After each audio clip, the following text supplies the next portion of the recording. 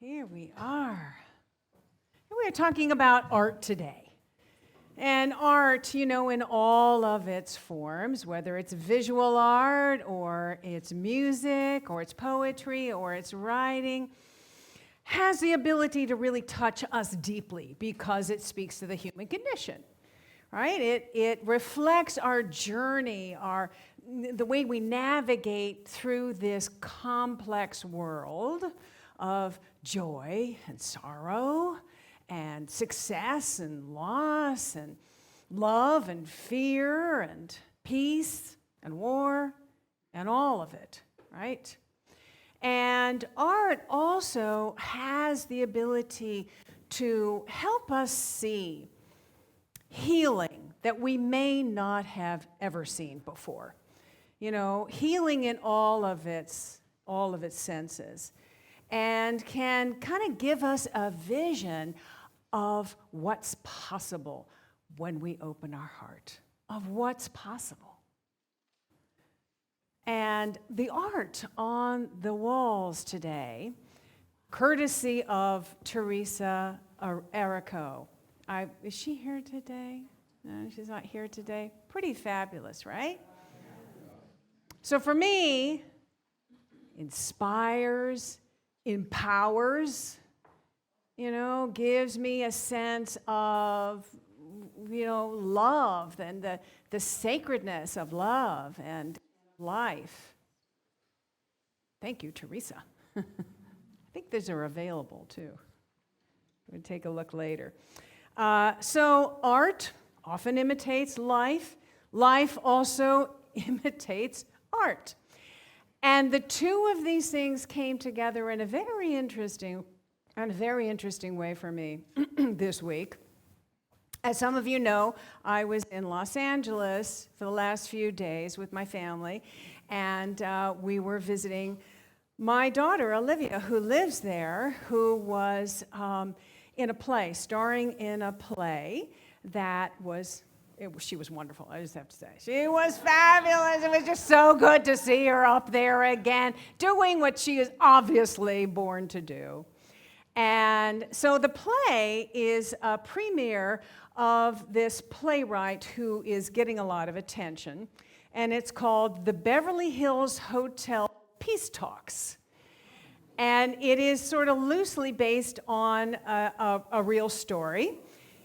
In 1968, Barbra Streisand starred in the movie version of Funny Girl, which itself is based on a true story, loosely, of Fanny Brice, who was kind of, the vaudeville era, and the Ziegfeld Follies kind of thing. She was an entertainer and a comedian and a dancer, and in it, in the movie, and in the play, and in real life, she falls in love with this handsome, suave, debonair, gorgeous man who also happens to have a gambling addiction.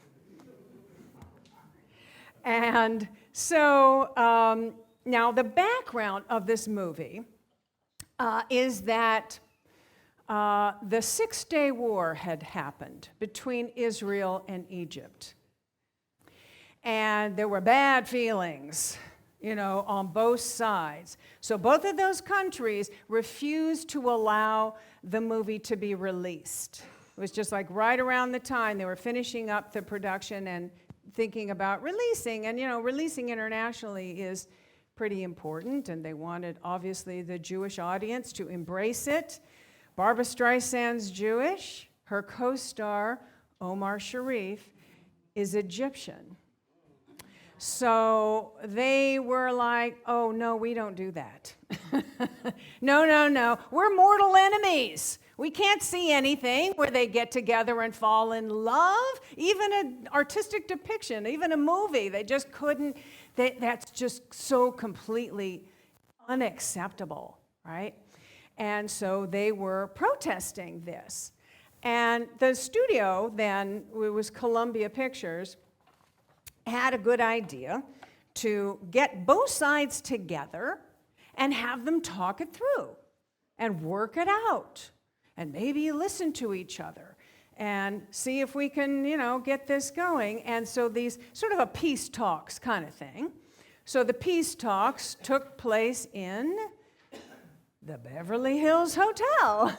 And the set on this play was really great because it looked exactly like the Beverly Hills Hotel. Very pink. That's why I'm in pink today to do that.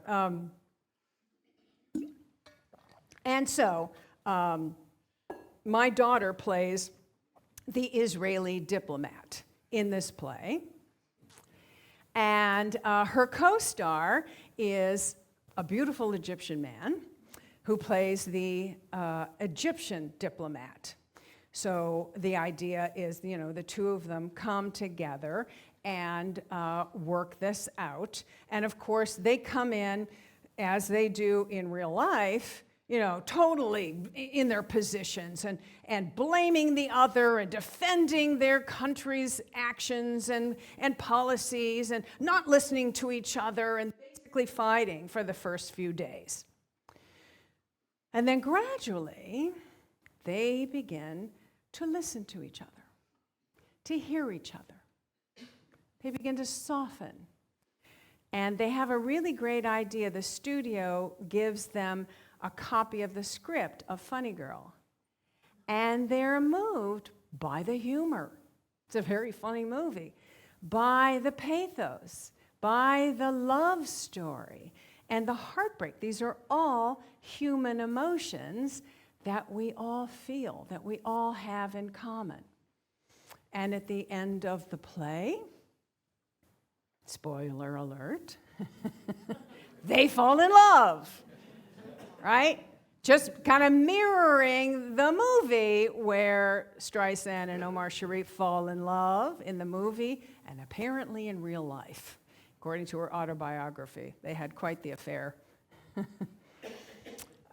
So now, in real life, after these peace talks, Israel does agree to go ahead and, release the movie in their country. Egypt takes a little bit longer to do that. They didn't quite get what they were asking for. But it's a hit, right? Everybody loves the movie. Everybody there loves it. Everybody here loves it. It won, or it was nominated for 6 Academy Awards, and Barbara Streisand won her Best Actress Award, the first one. And it became a classic, right? So now to sort of change the tone up here a little bit, on a serious note, the day before the play opened, we heard about the shooting of 2 Israeli diplomats in front of the Jewish Museum in D.C. And the woman diplomat, Israeli diplomat, was 26, the exact same age as my daughter. So it was like, kind of took your breath away. The woman's name was Sarah Milgram, and the man's name was Yaron Lashinsky, and they were engaged to be married. So horribly, horribly tragic. I mean, anti-Semitism at its worst, right? Horribly tragic. I mean, the best thing I can say is that this man was angry. He was an extremist, did not know how to deal with his feelings, maybe. I could say that. Did not know what to do with his anger about the situation, and so took it out on these 2 innocent people that really had nothing to do with it. They actually were working for peace. So, and I need to say, on the other side, of course, what's happening in Gaza is inconceivable. I mean, it's so incredibly awful and tragic, right? And it just doesn't seem to end. But clearly, taking the lives of 2 innocent people is not the answer, right? So I kept thinking, with this play in the background and all of that. If this killer had the opportunity to sit down with this couple and talk it through. And work it through. Maybe a moderated conversation. Like the play, like the real life, like the movie. Have a moderated conversation. And really begin to listen to each other. Begin to hear each other. What would have happened? What if we as a society could sit down with each other on both sides and talk it through? And listen to each other and hear the other side. I mean, maybe that would help to soften the extreme polarity that is happening. We're so, grounded in our idea of we're so right and they're so wrong, and we feel justified in, demonizing the other side. So a few years ago, we did a talk series and a book study on a book called The Anatomy of Peace. Who was here for that? A few of you, yeah. It's a really wonderful book if you're not familiar. It's told in narrative style, and it's about having two opposite sides come together at this retreat, this camp, and for the purpose of talking it through, working it out, seeing if we could listen to each other. So Arabs and Jews, in fact, it was an Arab and a Jew who came together and started this whole thing. Conservatives, liberals, young people, old people, people who are having difficulty in their families who just, stop talking. And so they begin at the first few days of camp, again, just like blaming one another and defending their positions and being self-righteous and, not listening and fighting, right? But then after a while, after they really get to know each other and listen to each other, they soften and they hear the other point of view. They find commonality, and they leave as friends. And so this new book called The Amen Effect by Rabbi Sharon Brous has a similar theme. And she actually started this very progressive Jewish congregation in Los Angeles called IKAR, I-K-A-R. Have you heard of it? Oh, you have? Oh, okay, yeah. Well, I'll have to talk to you about that. Yeah. I mean, and the moment it started, it grew and grew and grew and grew. I'm thinking, apparently, they really attract people who are, have found organized religion kind of hollow, but they need something, some meaning. They're looking for some meaning and some way to make sense of kind of what's going on in the world and finding some peace. And so it's really it's based on a talk, a sermon that she did that went viral. And it went viral for good reason. It's really kind of based on the idea of getting to know each other, getting to know your neighbor, of reaching out, of caring, of being kind, creating community. In that way, we help, to heal the world. So it's the Tikkun Olam idea. And in fact, the subtitle is Ancient Wisdom to Mend Our Broken Hearts and World. Yeah. So she gives in the book specific examples about how to do that. And so the next few weeks, I thought we would maybe look at some of these ideas and see how we can implement them. As Pat Webster, you kind of started this last week with the talk about, we're all the same deep down. We're all the same.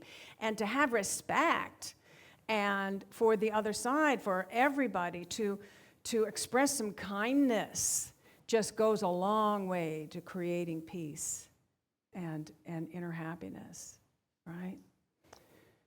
Now, this book is not new thought, just so you know that, but it's ancient wisdom. And some of these ideas are just common sense.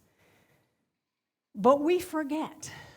We forget, right? Because we get so wrapped up in the drama of our lives, we get so wrapped up in the drama of the world, and the craziness is getting so crazy. We just feel like, well, there's nothing we can do to fix it. We feel powerless to change anything. But we can. One day at a time. One thought at a time. One act of kindness at a time. We can. So today, we're going to focus on her first idea, which is to show up. To show up for both the funeral and the wedding, metaphorically. And literally, too. And so she begins by encouraging people to show up for the good stuff. To rejoice in others' good news. So, sometimes I notice we hesitate sharing our joy and sharing our good news with others. I see it here. I see it. It's like we hesitate really celebrating our wins. Why? And I'm thinking, well, maybe, and she talks about it in this book, maybe it's because we feel like if we're happy and our life is working, that somehow we're being selfish or we're being insensitive to others' pain, right? So, for example, if you know somebody who's gone through a really rough divorce and you just get engaged, you may hesitate sharing that with that person because you feel like you're going to hurt them, right? Now, we need to be sensitive to each other's pain. We do. But sharing that good news might help them realize that pain is temporary. Might help give them hope that love is possible. Or that healing is possible.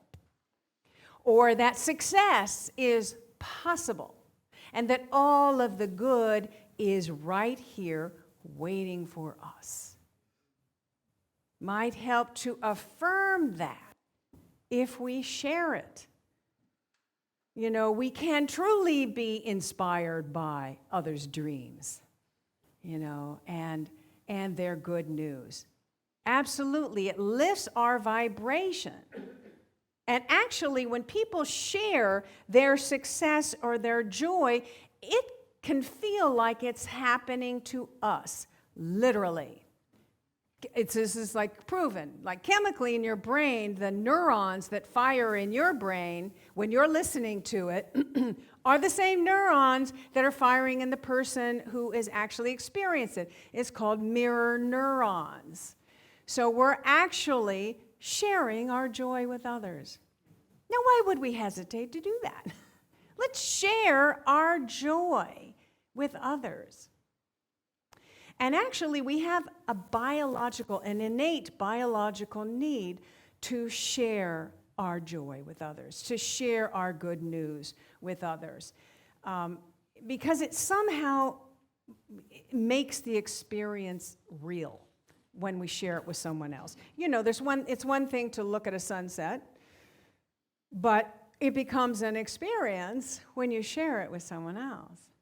So a friend of mine who I saw in Los Angeles, we had an opportunity to, when we were there, reconnect with a lot of LA friends that we don't see very much. And a woman I went to, from junior high, we were together, middle school, and we've remained friends, but we don't see each other that often. Anyway, she had just returned from a trip to France. And on the way to France, it's from LA, it's a red eye. And she says, I just can't sleep on planes.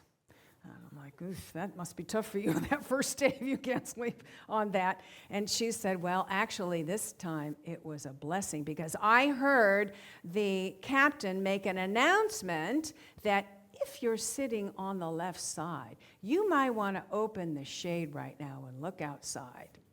And she opened it and looked outside, and there was this most amazing aurora borealis that just filled the whole sky, and they're up high, so she sees this beautiful green and orange light just dancing through the sky, and she wants to wake up the person next to her to say, hey, come on, experience this. This is amazing, isn't it? So she's looking around for anybody who might be awake, anybody who she thinks she can wake up. But she resists the temptation to do that. So she's experiencing it by herself, but she did film it and posted it on Facebook. So I saw it, a few people saw it. So it's a kind of a delayed enjoying that experience with her. Anyway, so this week we are going to focus on experiencing others' joy. So I want you to think this week about encouraging friends and family to share something, whether that's some recent experience of love, or maybe it's a shift in consciousness, or maybe it's a win, or maybe it's something really good that happened to them. Just encourage people to talk about it and share it. And you share it too. Don't hesitate to share it. Right? So, and then also, I want to invite you to come up here and share it with us, to share your good news with all of us. So we don't have a whole lot of time today, but maybe for one or two, I'll invite you to come up and share. But think about it this week, and next week, I promise that I will leave plenty of space for you, as you've thought about it this week, some time to come up and share the good news, so that we can all. It lifts our vibration, right? It actually puts us into a new state of consciousness where we see what's possible, where we see possibilities that we never saw before. All right. So the other thing is that. She talks about in here that at her temple, some of the people who are kind of artistic put together this thing called the Good News Wall, where, people, I guess, were writing, pieces of good news, or maybe it was a drawing or a photograph or something, and they put together a wall of good news. So, who here, I understand there's a lot of artists here in this room. I've been talking to people, poets, visual artists, musicians, all over here, right? I know, it's full of artists. So, who would like to help us create a good news wall? Raise your hand. Thank you, Laura. Yes, thank you. Yeah, all right, Michelle. Wonderful. And anybody else who might have an idea or could actually help with actually putting it together, come talk to me. Let's create a good news wall. All right? So, okay, have time for one person who really something just really wonderful just happened to me this week, and I really love to share it. Who might that be? And is this mic okay to? Okay.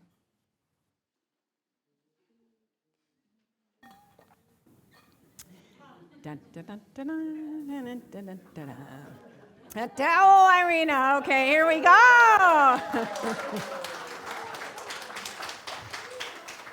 I'm looking for Maria. Well, she's here.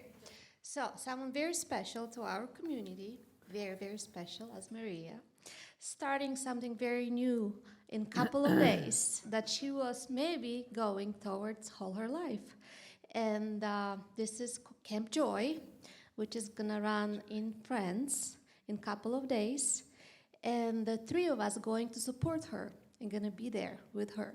And this is amazing good news for us, for her. And at some point that people said they're going, and I wasn't going, and they said, pushed me to the wall. I said, why not? And I was like, well, I don't know. I said, I don't think I can do this. They said, why not? And then I thought about it. I said, maybe I can do it. And I said yes. And I'm so happy that we're going to be there. And that's very special for us and for Maria. So very happy for you. Yeah, Camp Joy. Camp Joy. Wonderful, wonderful. Okay, Susie, I know you wanted to come up, so go ahead. I am really. I was just filling a gap. And Irina did it beautifully. And I'll do it next week, yes? Maybe? Yes, you can do it next week. Who feels like they really want to share something really good that happened? Anybody? Okay, Beth. Our social justice team finally agreed on our logo and our webpage interest. My original one was an umbrella, and everybody that was there, I was doing this, ta-da, look at our logo, and they said, we don't like it. We want it to be a tree. It needs to be organic.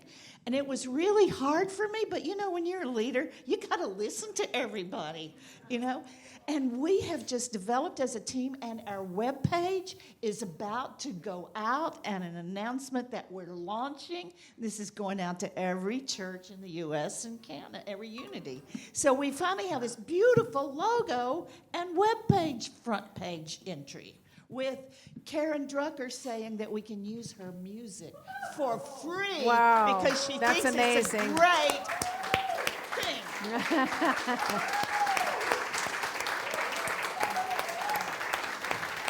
Honestly, the social justice team coming here is such a beautiful thing. It's just, that is really good news. So thank you, Pat. All right, so think about it this week. Pay attention to all the good stuff that's happening, right? That's also another thing. Sometimes good stuff is happening and just kind of goes, all right, well, that should have happened. I anticipated that. But really, pay attention, be present, and really look and notice all of the good that is happening in your life and share it with others. All right? You agree? Yes? Okay. Namaste. Hi, it's Reverend Victoria here. I'm at Unity Center of Peace with our house band, Bright Matter. Hello. Yeah, and if this video has inspired you or empowered you or opened your heart, opened your consciousness, or even just given you hope, we ask that you support what we're doing here by making a donation today, going to unitychapelhill.org or clicking the link below. And we thank you.